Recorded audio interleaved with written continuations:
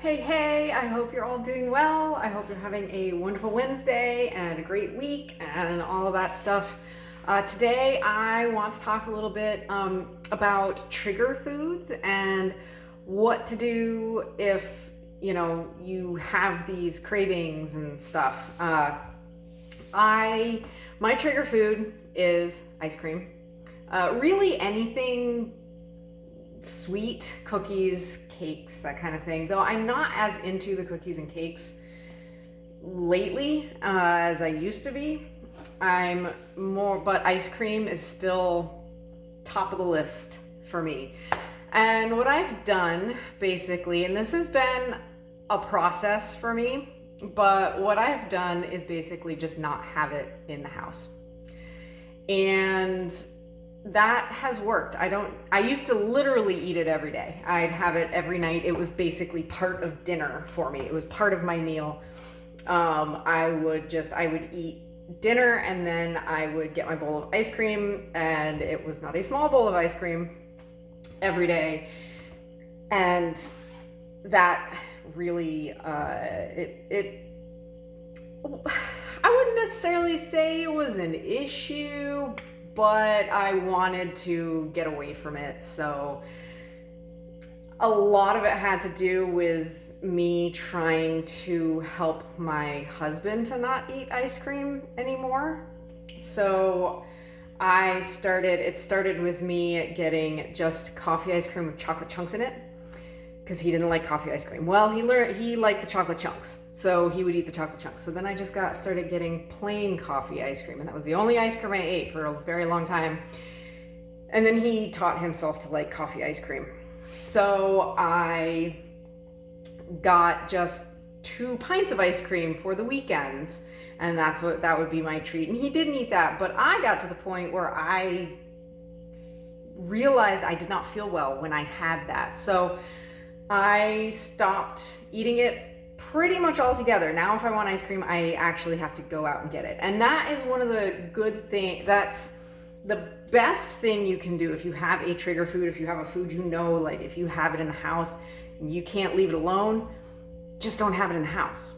So I was talking to a client yesterday, and she was saying, so she lives with her husband and her son, teenage son, and she was saying that she has a hard time with that because her husband and her son bring food into the house that she shouldn't be eating, doesn't want to be eating, but it's there and she eats it. So this is the advice I gave her. If you can't keep your trigger food out of the house, what I told her to do was to have a little notebook with her at all times, and to, every time she's about to eat, and this can eat anything, eat a meal, eat a snack, eat something that you shouldn't be eating.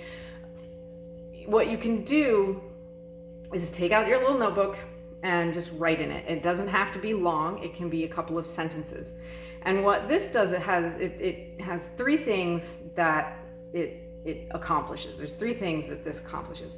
So the first thing it accomplishes is you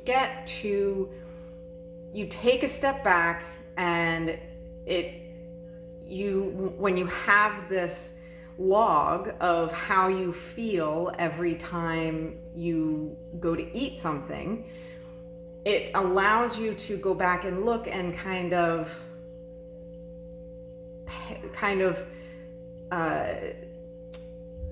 connect different foods with different emotions. And so if you're always feeling depressed or sad about something and you go for the potato chips, then you know that that's also like an emotion that you should be aware of, that's going to trigger your craving for that particular food. So it accomplishes that. It also helps you to take a step back and go, do I really want this food?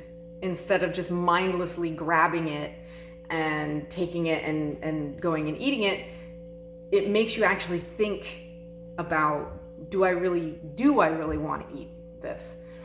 And that is a huge, can be a huge help in terms of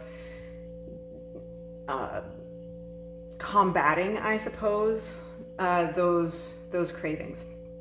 And the third thing that it does is if you do end up deciding that you want to eat whatever you're going to eat, you know, and that's fine. And this is something that, you know, has some basis in science, is that when you take a break and you stop and you relax before you eat, and this is probably good practice for before you eat anything, and I think that, you know, it probably has something to do with, you know, traditions of prayer before eating, is you put your gut into, and your body into, a calmer, more parasympathetic, less prone to inflammation state.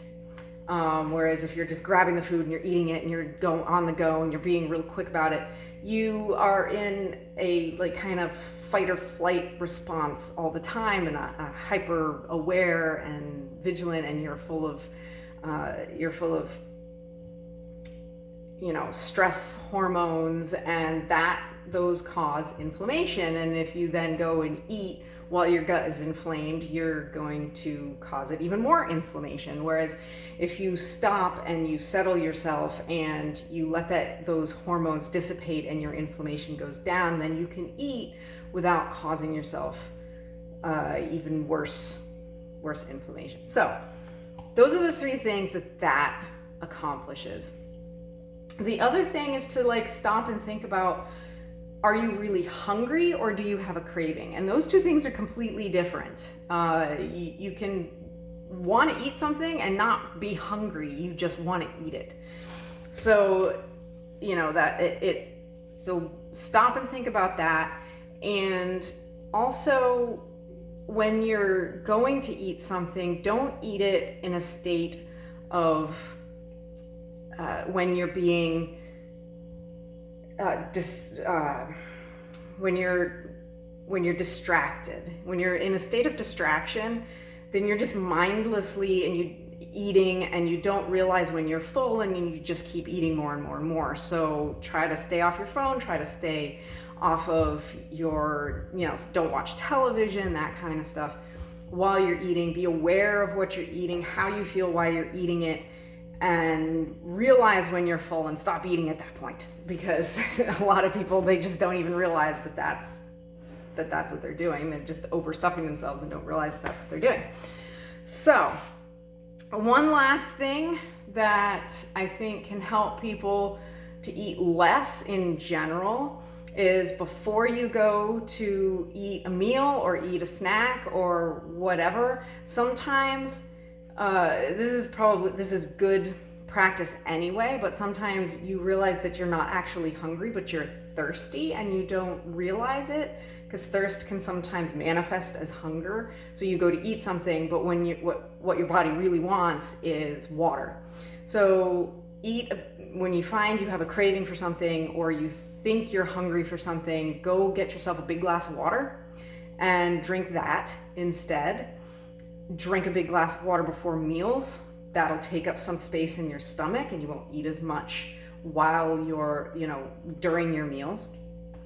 So water, staying hydrated, super important. So I hope that these little tips help out, and I hope that you enjoyed this video. Please, if you did, hit the share it, hit the subscribe button, hit the like button, and you can find me on Facebook and Instagram as well. And I hope you all have a wonderful week. Bye.